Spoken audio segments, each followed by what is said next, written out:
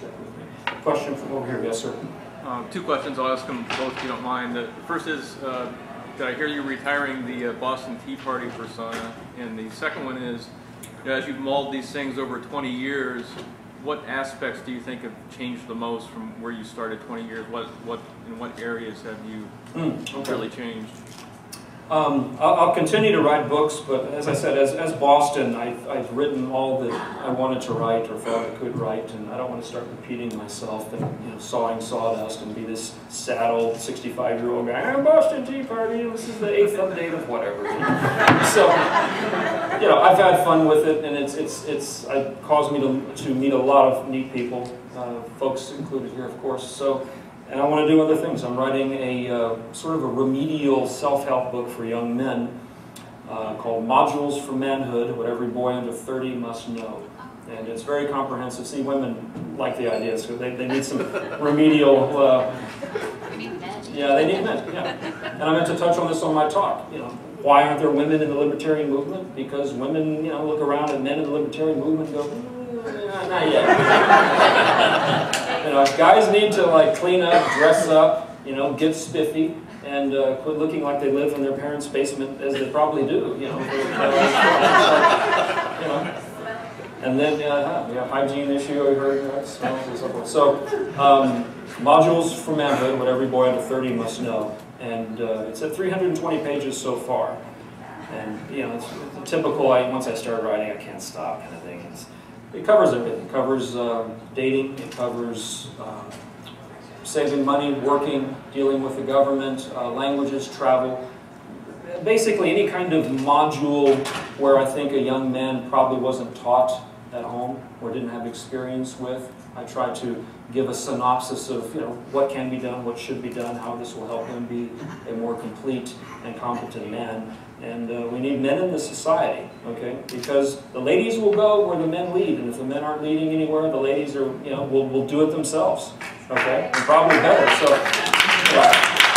we need men shaping themselves up. So I've taken on a big project in that book, but it's very gratifying, and I've learned a lot and seen some stuff I need to improve on. So it's been good for me too. Maybe this year it'll be out, but probably next year. So. As far as what have I learned in 20 years, what's changed in 20 years? Obviously the explosion of information and the interrelationship of that information. When I started, there was no internet. My first book I wrote before the internet, and it was a tough book to write. It was about income taxes and history and the law and so forth. Now that the Internal Revenue Code has been digitized in 2002, Peter Hendrickson wrote Cracking the Code. You can find it at www.losthorizons.com. An excellent treatise on the limited jurisdiction of the income tax statutes and how it may not apply to you.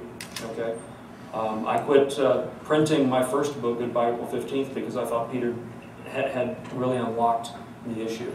So that's one example of how the information has really come together. But as I mentioned in my talk, information alone isn't going to do it. Okay, even if we've all educated ourselves, still paying taxes, all right? Still not able to be a warrior if all the thinking and voting doesn't work and they come for you. Still can't defend yourself. So education goes only so far. I'd like to see now kind of a hardening of the freedom culture and getting very serious about acquiring an intelligence and counterintelligence capacity. Getting serious about this fight. So that's encouraging. And it used to be, one last thing about your question. It used to be that if there was someone like me writing a book or someone like Stuart doing something, they got squashed pretty quickly, pretty hard, okay? Because there wasn't that many people back then, 20 years ago, writing very controversial and hard-hitting books about the government and so forth. Now there are. Now you can do it and get away with it. I'm not in prison for having done so, but had I started in the 70s, I might be. In some trumped-up charge or something like that. So I see that we are getting more effective, and we're not getting mowed down like we were before. So it's encouraging, but keep the long view and realize that this is a war, and in all phases of human existence, it truly is a war. Yes, ma'am, Michelle.